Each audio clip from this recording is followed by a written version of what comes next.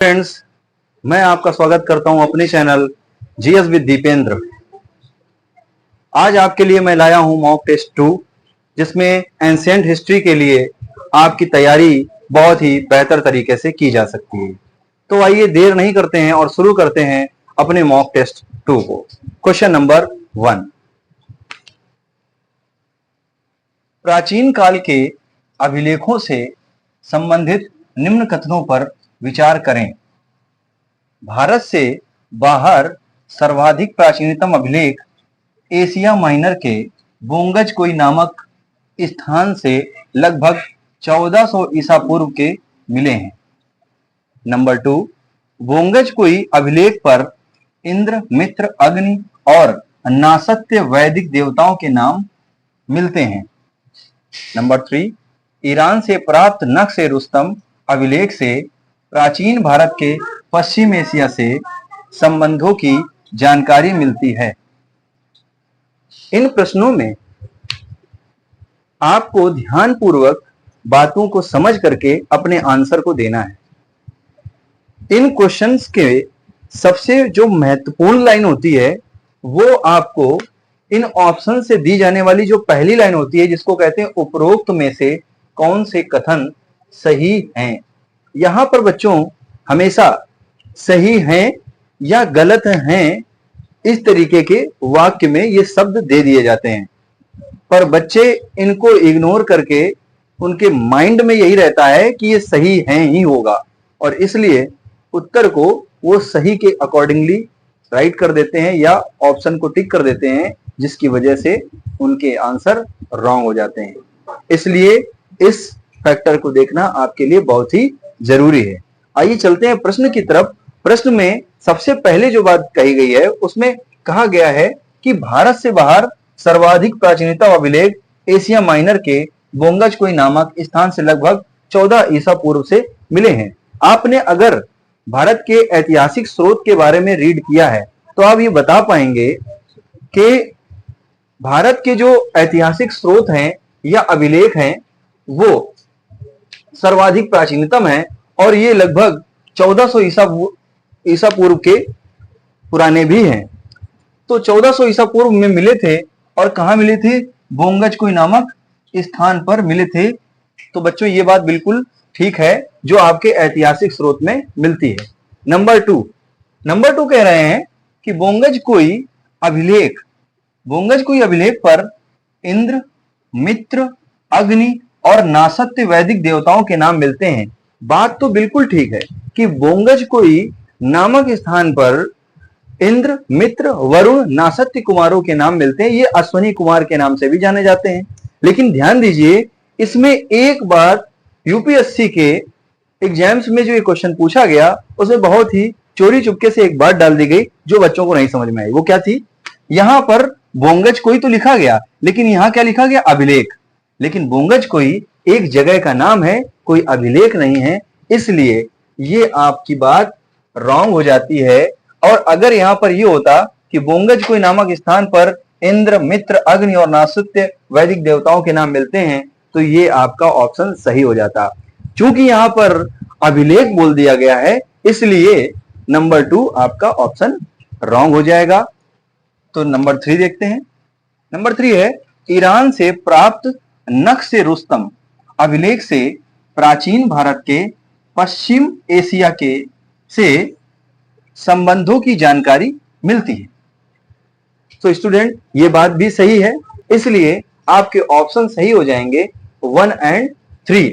तो अब हम लोग ऑप्शन की तरफ चलते हैं। उपरोक्त में से कौन से कथन सही हैं तो हमें सही बताना है। सही हमारे ऑप्शन है 1 और 3। ऑप्शन चेक करते हैं। नंबर ए में दिया है 1 और 2 तो ये आपका रॉन्ग हो जाएगा। नंबर बी 2 और 3 ये आपका रॉन्ग हो जाएगा। सी ऑप्शन में दिया है 1 और 3 तो ये ऑप्शन आपका ठीक हो जाएगा, जबकि डी गलत हो जाएगा। तो स्टूडेंट आपको वीडियो कैसा लग रहा है हमें कमेंट बॉक्स में राइट करके बताएं। अगर वीडियो आपको सही लग रहा है, पसंद आ रहा है, मॉक टेस्ट अच्छे लग रहे हैं तो आप लोग वीडियो को लाइक करें, मेरे चैनल को सब्सक्राइब करें और शेयर करना ना भूलें। आगे की बात है प्रश्न नंबर 2, प्राचीन भारत से संबंधित निम्न कथनों पर विचार करें। नंबर 1, आद्य ऐतिहासिक काल के लोग लिखना तो जानते थे लेकिन उसे पढ़ा नहीं जा सका है। और नंबर 2, ऐतिहासिक काल को जानने का एकमात्र स्रोत पुरातात्विक वस्तुएं हैं।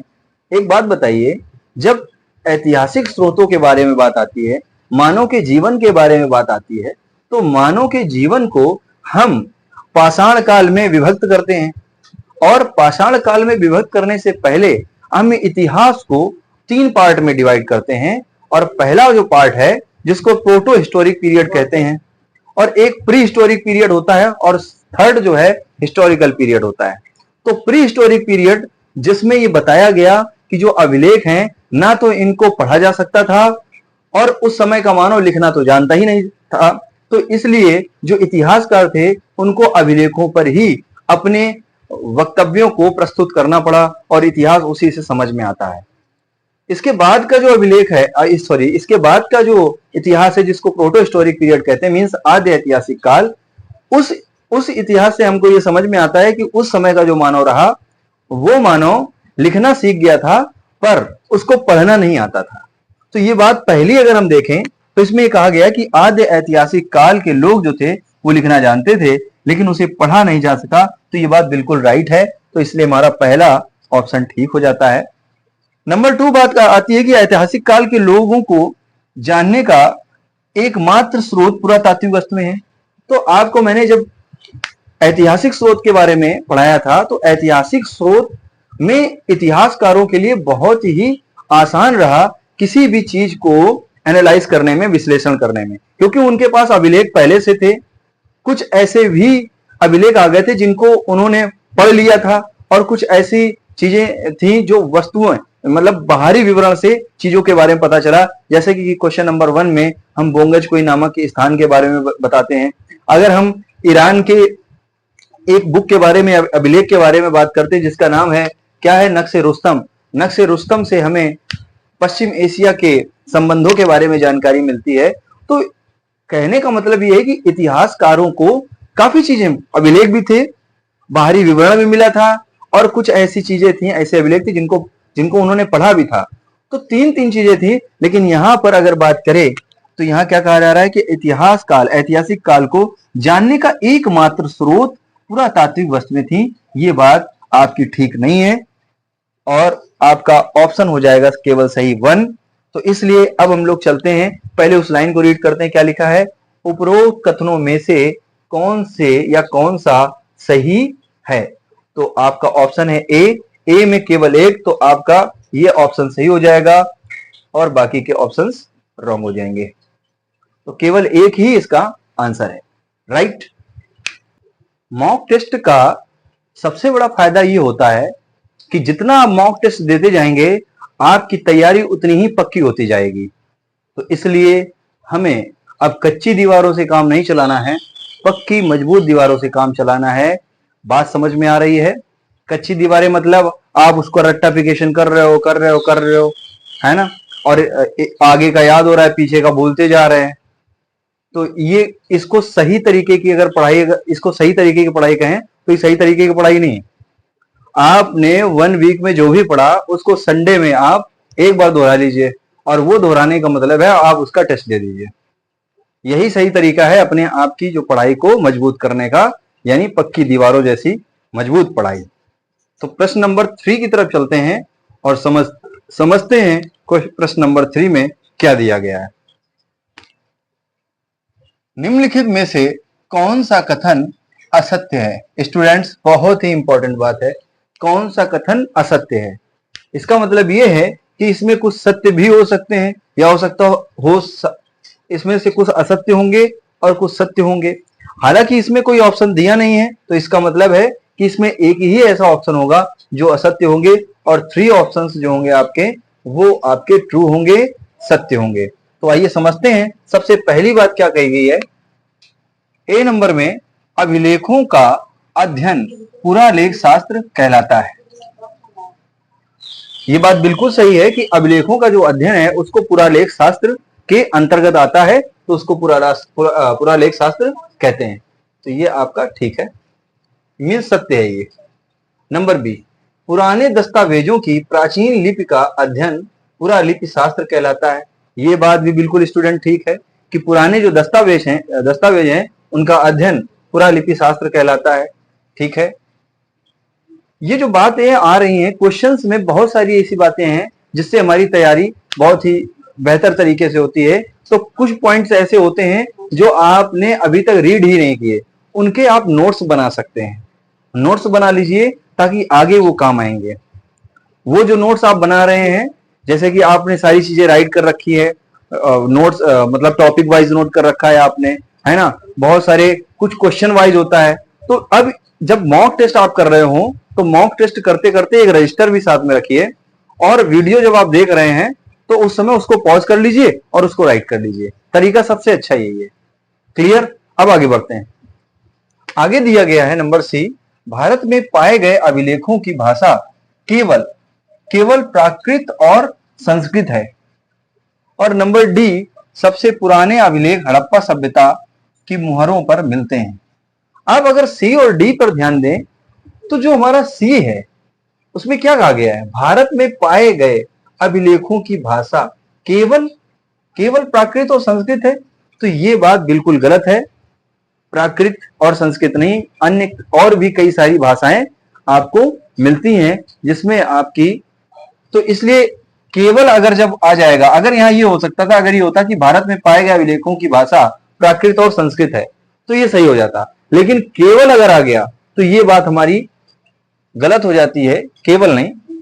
और इसलिए बच्चों ये भी ध्यान रखो, जब भी आप कोई टेस्ट देने जाते हैं तो जब बिल्कुल कन्फर्मली कोई बात बोली जा रही है कि केवल या यही होगा, तो इस तरीके से आप पहले उसको समझ लें। लेकिन हमेशा मैंने देखा है, मैंने भी एग्जाम्स दिए हैं, तो मैंने देखा है जहां जहां पर इस तरीके की चीजें आती हैं ऑप्शंस में, जैसे केवल प्राकृत और संस्कृत है या केवल यही अभिलेख है, तो वहां पर अधिकतर हमारा वो ऑप्शन गलत हो जाता है।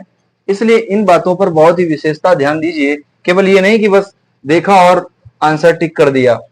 अब इसके बाद ऑप्शन डी में देखते हैं, सबसे पुराने अभिलेख हड़प्पा सभ्यता की मोहरों पर मिलते हैं। तो आपका ऑप्शन तो मिल ही गया है आपका, क्योंकि जो गलत था वही सही है, क्योंकि यहाँ पूछा गया कि कौन सा असत्य है, तो आपका ऑप्शन हो जाएगा सी, मींस आपका थर्ड आंसर गलत है और यही सही है। तो डी, तीन ऑप्शन हमारे सही हैं, सबसे पुराने अभिलेखों में हड़प्पा सभ्यता की मोहरों पर मिलते हैं। ठीक है, प्रश्न नंबर 4 की तरफ चलते हैं। निम्नलिखित में से कौन सा युग्म सही सुमेलित नहीं है? कौन सा सही सुमेलित नहीं? सही तो बता दें पर नहीं कैसा है ये भी समझें। तो देखिए क्या है, नंबर ए, अभिधम्म कोश को वसुबंधु के द्वारा लिखा गया 400 ईसा पूर्व, ये बात कही गई। महाविवाद शास्त्र सुबंधु के द्वारा 7वीं सदी में लिखा गया। बृहद कथा मंजरी क्षेमेंद्र के द्वारा 11वीं सदी में लिखी गई, जबकि विक्रमांक देवचरित विल्हण के द्वारा 11वीं सदी में लिखी गई। इनमें से कौन सा राइट है, कौन सा रॉन्ग है, ये बताना है। तो अगर आप देखें इसमें ए, सी, डी ये तीनों ही सही हैं। एक जो आपका है बी, ये आपका गलत है। महाविवाद शास्त्र सुबंधु के द्वारा नहीं लिखा गया है। ठीक है, अब इसको आप डीपली पढ़िए तो आपको समझ में आ जाता है कि महाविवाद शास्त्र सुबंधु के द्वारा नहीं लिखा गया। अब नंबर 5, निम्नलिखित युगों पर विचार करें। एक तरफ काल दिए गए, एक तरफ विशेषता दी गई है। पहली बात कही गई कि मध्य पाषाण काल फलक संस्कृति से संबंधित है। नंबर 2, नव पाषाण काल सूक्ष्म पाषाण संस्कृति से संबंधित है। और नंबर 3, ताम्र पाषाण काल चित्रित मृदभांड संस्कृति से संबंधित है। इनमें से पूछा क्या गया? कूट लिखा है। कूट का मतलब ही यही है कि इनमें से कौन सा सही है। तो इनमें से कौन सा सही है? देखिए, अगर हम मध्य पाषाण काल की बात करते हैं तो मध्य पाषाण काल जो बेटा रहा है वो फलक संस्कृति नहीं है। मध्य पुरा पाषाण काल को फलक संस्कृति कहते हैं। इसलिए, और मध्य पाषाण काल में अगर हम देखें तो इसमें छोटे पाषाण के उपकरण बनाए गए थे और औजार बनाए गए थे। इनके काल के जो औजार या उपकरण होते थे इनको माइक्रोलिथ के नाम से भी जानते थे। तो इसलिए ये तो हमारा संस्कृति नहीं है, मतलब फलक संस्कृति तो मध्यपुरा पाषाण काल की है। तो ये वाला हमारा ऑप्शन रॉन्ग हो जाएगा। नवपाषाण काल की बात करें तो इसमें क्या दिखा है, सूक्ष्म पाषाण संस्कृति। सूक्ष्म पाषाण संस्कृति इसमें नहीं पाई जाती है। नवपाषाण काल में आधुनिक तरीके से औजारों और उपकरणों को बनाया गया, जिसमें आपका चिंतनशील मानो तो आ ही गया था पूरा पाषाण काल के खत्म होने के बाद से ही। तो नवपाषाण काल का भी ये आपका सही नहीं है, सूक्ष्म पाषाण संस्कृति नहीं बोली जाएगी। नंबर 3 की बात करें, ताम्र पाषाण काल में चित्रित मृदभांड संस्कृति भी चित्रित मृदभांड संस्कृति पाई जाती है, ये बात बिल्कुल सही है। तो ताम्र पाषाण के युग को देखें तो वहां पर ये बात बिल्कुल सही है। जब आप पढ़ते हैं तो वहां पर मिलता है कि उस समय की जो संस्कृति रही है वो मृदभांडों पर चित्र प्रकीर्णित किए गए, इसीलिए उस समय के काल को हम चित्रित मृदभांड संस्कृति भी कहते हैं। तो ऑप्शन नंबर हमारा 3 ठीक हो जाएगा।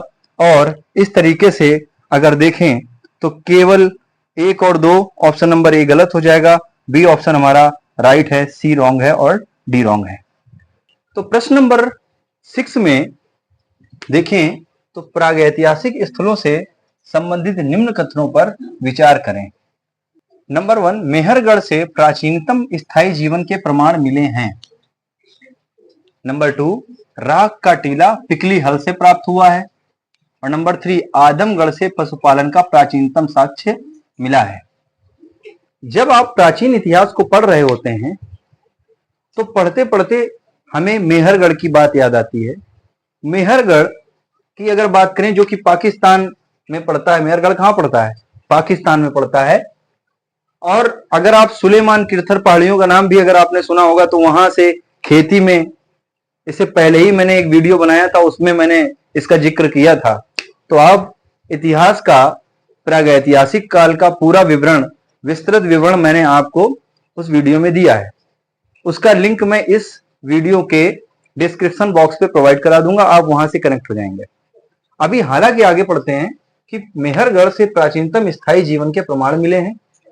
नंबर 2, राख का टीला पिकली हिल से प्राप्त हुआ। ये बात दोनों ही सही है। तो पहली भी बात सही है, दूसरी भी बात सही है कि राख के टीले पिकली हल से प्राप्त होते हैं। और नंबर 3, आदमगढ़ से पशुपालन का प्राचीनतम साक्ष्य मिला है। ठीक है, तो ये तीनों ही बात आपकी सही हो जाती है, इसलिए आपके ऑप्शन नंबर जिसमें 1, 2 और 3 सही हैं तो वो है डी। तो डी आपका सही ऑप्शन है। नंबर बी, नंबर ए और नंबर सी आपके ऑप्शन गलत है। प्रश्न नंबर 7, निम्नलिखित में से कौन से नवपाषाण काल की विशिष्टता के द्योतक हैं? द्योतक, नंबर 1, पशुओं को पालतू बनाना। नंबर 2, कृषि व्यवहार का प्रथम प्रयोग। नंबर 3, घिसे तथा पॉलिशदार पत्थर के औजार। और नंबर 4, मृदभांडों का निर्माण। नवपाषाण काल के बारे में अगर बात करें तो सुलेमान किरथर एक जगह का नाम है, पहाड़ियों का नाम है, जिसके आसपास एरियाज में सबसे पहले सर्वप्रथम खेती यानी कृषि की गई, जिसमें सर्वप्रथम कौन सा अनाज उगाया गया, यानी गेहूं और जौ उगाया गया, जिसके बारे में मैंने आपको वीडियो में बताया है। तो वहां पे अगर हम बात करें तो कृषि व्यवहार का प्रथम प्रयोग, तो बात सही आती है। पशुओं को पालतू बनाना, उसमें बिल्कुल नवपाषाण काल में पशुओं को पालतू बनाया गया, जिसमें आपका है ना, बकरियों की बात करें तो उसमें ऐसी बातें आती हैं। तो पशुओं को पालतू बनाना। नंबर 3, घिसे तथा पॉलिशदार पत्थर के औजार। अब पत्थरों के औजार और ज्यादा आधुनिकता से बनाने जाने लगे थे नवपाषाण काल में। जब मैंने जब आपको बताया तो आधुनिकता का मतलब क्या है, अभी तक अगर आप देखें पुराने समय में जाएं तो पत्थर और क्या कहते हैं, लकड़ियों के औजार बनाए जाते थे। अगर हम पूरा पाषाण काल के बारे में बात करें तो उनके छैले हुए थे, प्रस्तर टाइप के औजार और उपकरण बनाए जाते थे। जबकि अगर मध्य पाषाण काल में चले हैं तो मध्य पाषाण काल में जो आपके उपकरण और औजार बनाए जाते थे वो बहुत ही छोटे बने थे। पहने तो होते थे पर छोटे होते थे, इसलिए उनको माइक्रोलिथ के नाम से भी जाना जाता था। लेकिन जब नवपाषाण काल में आए तो मानव ने अपने उपकरण के औजार और उपकरणों को बनाने में आधुनिकता का विकास आया उनके जीवन में, और उन्होंने क्या किया कि पत्थरों से घिस घिस करके औजारों को बनाया, और वो कैसे, पॉलिशदार और पत्थर के औजार आपके मिलते हैं। तो ये बात भी सही है। मृदभांडों का निर्माण, मृदभांड का मतलब ही होता है मिट्टी का बना हुआ, उनको चित्रण चित्रण सुचित्र वर्णन करने लग गए थे। उसी समय में आपके कई सारे मृदभांडों का विकास हुआ। पीले मृदभांड, काले मृदभांड, काले पॉलिशदार मृदभांड, कई तरीके के मृदभांड आगे चल करके आप इसके बारे में पढ़ते हैं। तो ये बात सही है कि मृदभांडों का निर्माण भी इस काल में पाया जाता है। तो आपके ये सारे ही ऑप्शन सही हैं, तो इसलिए ऑप्शन डी सही हो जाएगा। ये सभी ए, बी और सी ये रॉन्ग हो जाएंगे। तो अभी तक हम लोग प्रश्न नंबर 7 तक सारे प्रागैतिहासिक काल के क्वेश्चन कर लिए हैं। इनमें से कुछ बचे हुए क्वेश्चन हैं जो 8, 9, 10 में मैं प्रागैतिहासिक काल की एंशिएंट हिस्ट्री इस मॉक टेस्ट में एंड कर दूंगा, समाप्त कर दूंगा। और आपसे ये कहना चाहता हूं कि इस सीरीज को बहुत ही ध्यान से और डूब करके पढ़ें। तो प्रश्न नंबर 8 है, निम्नलिखित कथनों में से कौन सा कथन असत्य है? तो इसमें हमें बताना है कथन असत्य कौन सा है। नंबर ए, पहिए का आविष्कार नवपाषाण काल में हुआ था। नंबर बी, भीमबेटका शैलाश्रय से प्रारंभिक चित्र प्राप्त हुए। नंबर सी, भारत में मानव का सर्वप्रथम साक्ष्य नीलगिरी पहाड़ियों से मिला है। और नंबर डी, मानव द्वारा सर्वप्रथम प्रयुक्त अनाज जौ था। तो इन ऑप्शंस पे अगर हम ध्यान दें तो हमें बहुत आसानी से असत्य कथन का सत्य पता चल जाएगा। तो मैंने इसका लिंक वीडियो में आपको प्रोवाइड करा दिया है। आप वहां से जाकर के पाषाण काल के बारे में समझ सकते हैं। चलिए आगे की बात करते हैं कि पहिए का आविष्कार नवपाषाण काल में हुआ था या नहीं हुआ था। तो पहला ऑप्शन सही है। नंबर बी, भीमबेटका शैलाश्रय से प्रारंभिक चित्र प्राप्त हुए, ये भी बात सही है। भारत में मानव का सर्वप्रथम साक्ष्य नीलगिरी पहाड़ियों से मिला है, क्या ये बात सही है? ये बात सही नहीं है। नीलगिरी से पहला साक्ष्य हमको नहीं मिला था।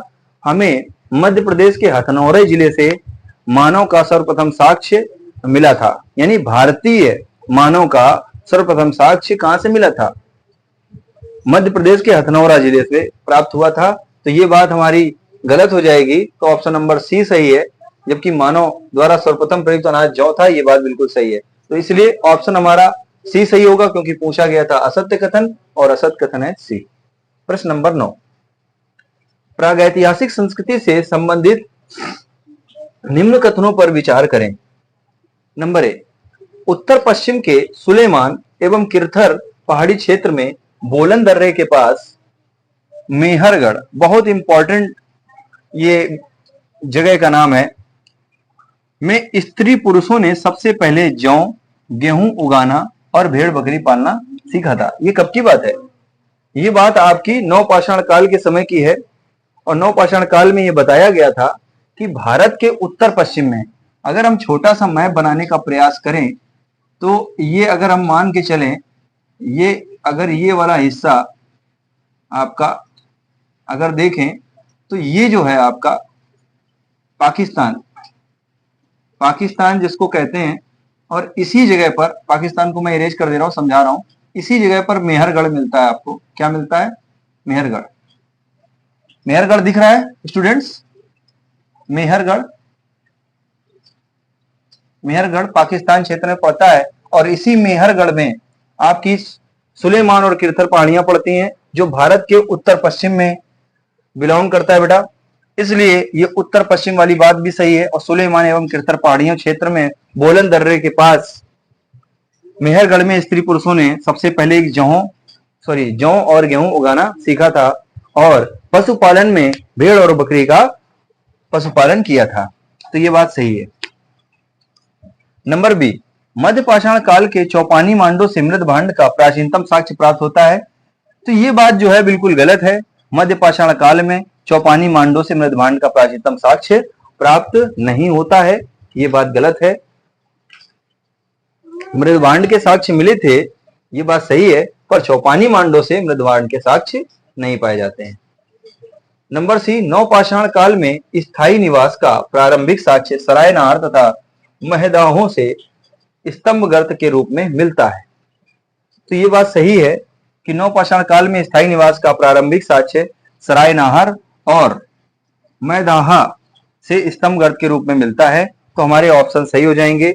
1 और 2 मीन्स ए और सी, जिसको 1 और 2 कह सकते हैं।